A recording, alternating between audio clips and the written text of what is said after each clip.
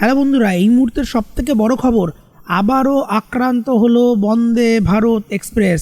আপনারা জানেন যে প্রধানমন্ত্রী নরেন্দ্র মোদী এই ট্রেনের উদ্বোধন করেছিলেন, আর এই বন্দে ভারত এক্সপ্রেস 3 দিনের মধ্যে 2 দিনই আক্রান্ত হলো।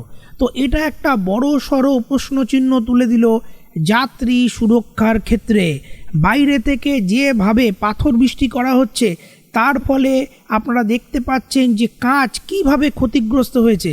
তো এখন যাত্রী সুরক্ষা নিয়ে একটা বড় সড়ো প্রশ্নচিহ্ন উঠে গেল এই বন্দে ভারত এক্সপ্রেস।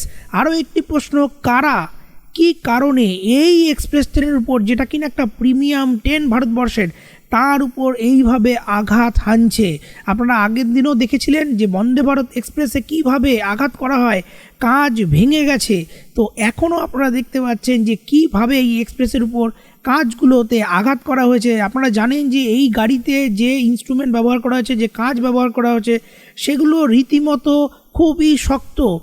আর তাহলে কি ধরনের পাথর দিয়ে বা কোনো ভারী জিনিস দিয়ে এর মধ্যে ছোড়া হলে তবেই এগুলো এরকম করে ফেটে যেতে পারে। তো এটা একটা বিরাট বড় চিন্তার বিষয় যে বন্দে ভারত এক্সপ্রেস যেভাবে আক্রান্ত হচ্ছে, 3 দিনের মধ্যে 2 দিনই আক্রান্ত হলো এই দেশের প্রিমিয়াম ট্রেন।